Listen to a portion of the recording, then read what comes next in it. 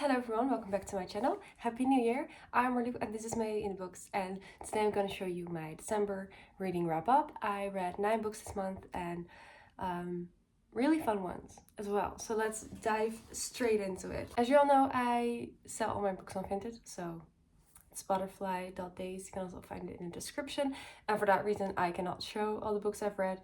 Same goes for the books that I read as an ebook or audiobook. The first book I read was Perfume and Pain by Anna Dorn, and this was great.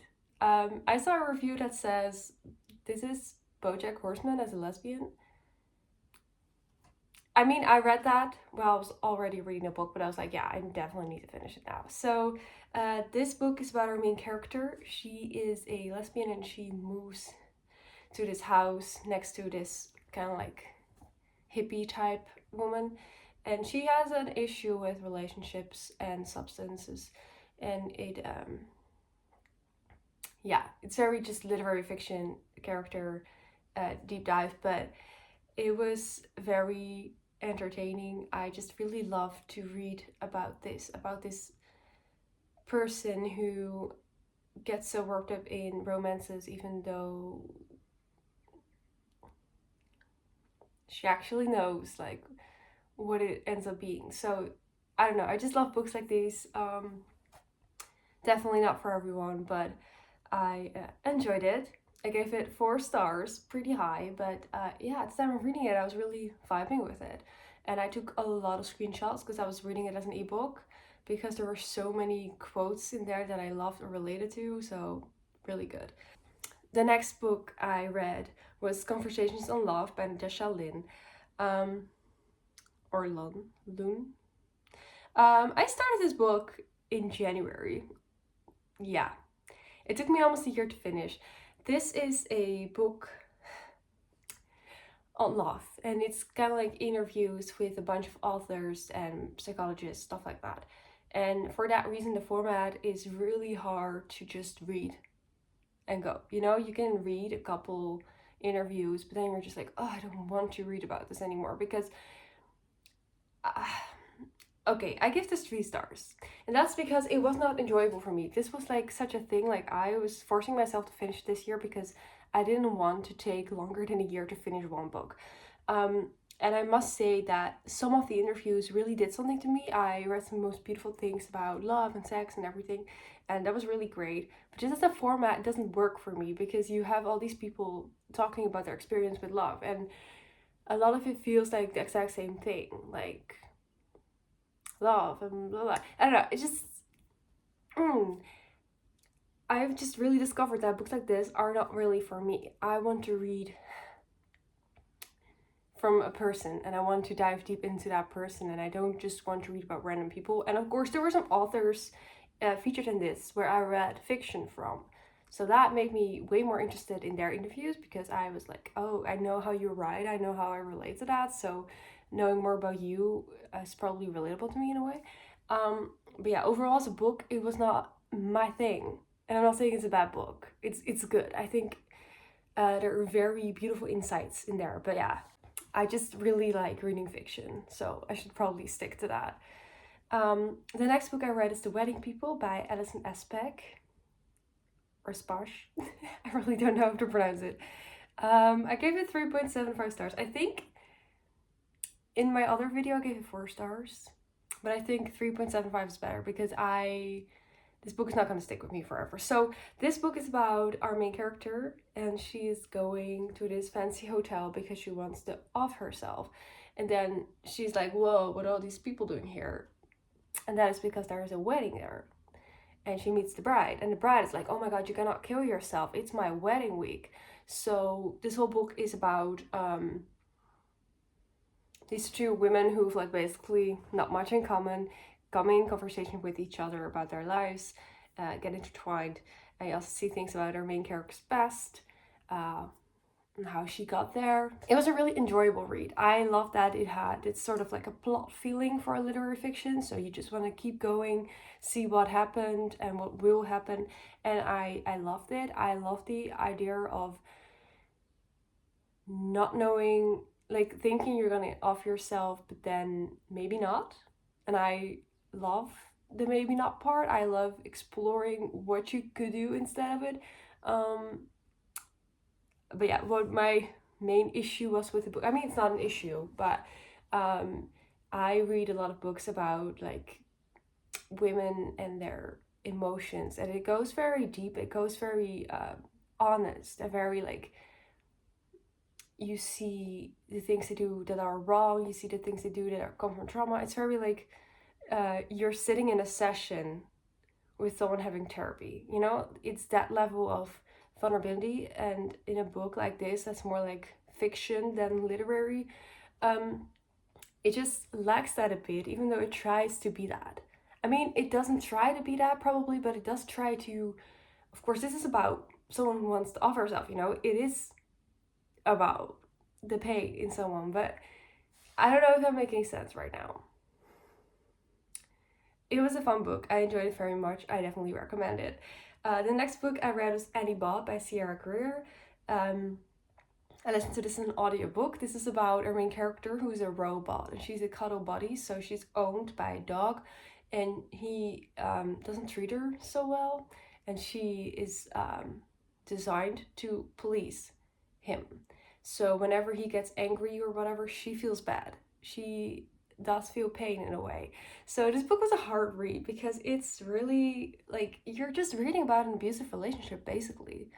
And I should definitely warn you for that. That's not a fun time because you see everything from the robot's point of view, and she feels very human. So it's kind of like, oh, it kind of hurts. So I gave it 3 stars because I think the overall thing did not.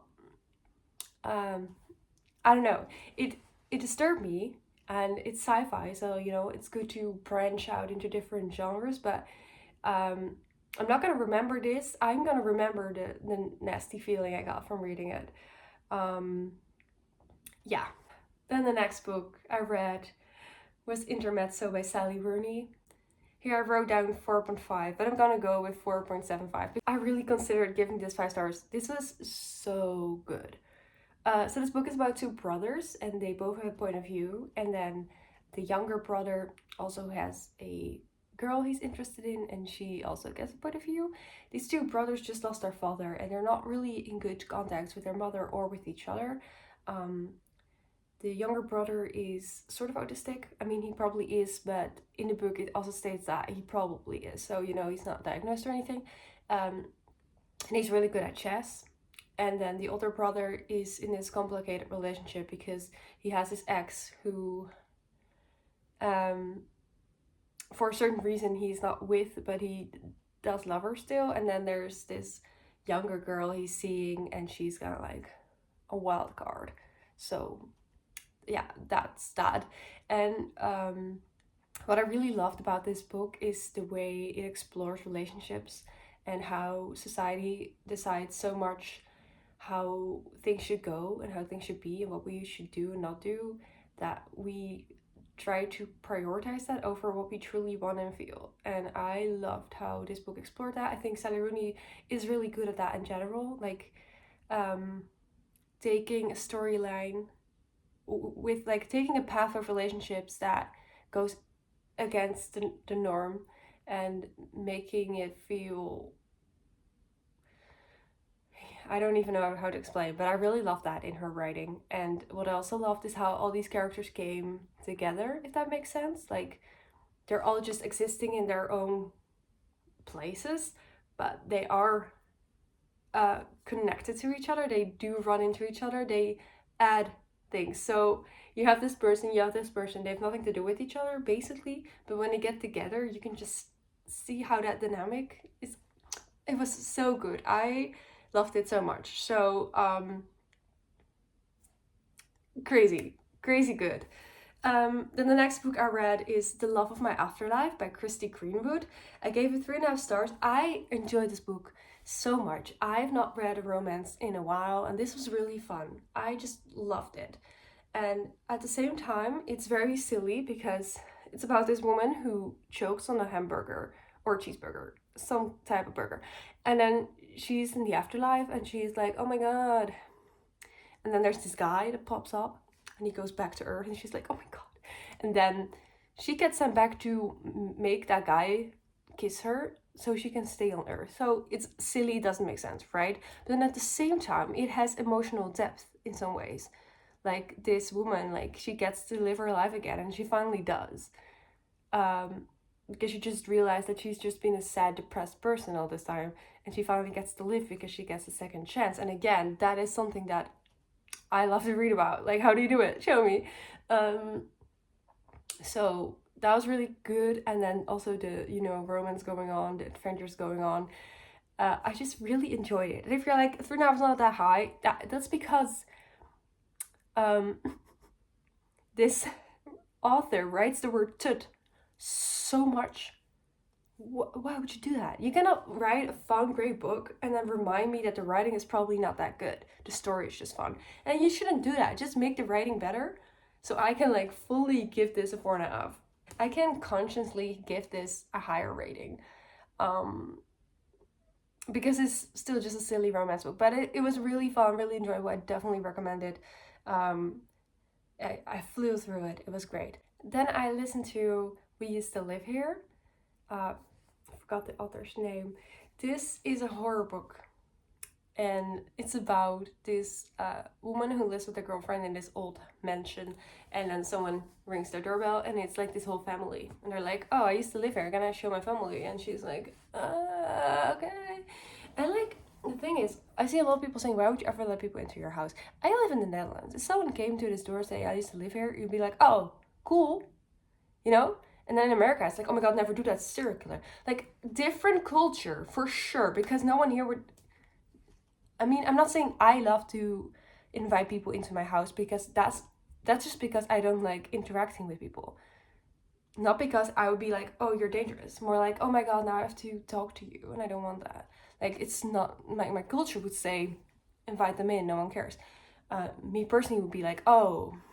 I hate even opening the door for you. But you know what I mean? So I found that kind of like classy that people were like, oh my god, why would you ever open the door? Like, mind you, you know that you're reading a horror novel. And even like the person in the book is like, oh, should I do this? Or is it really dumb?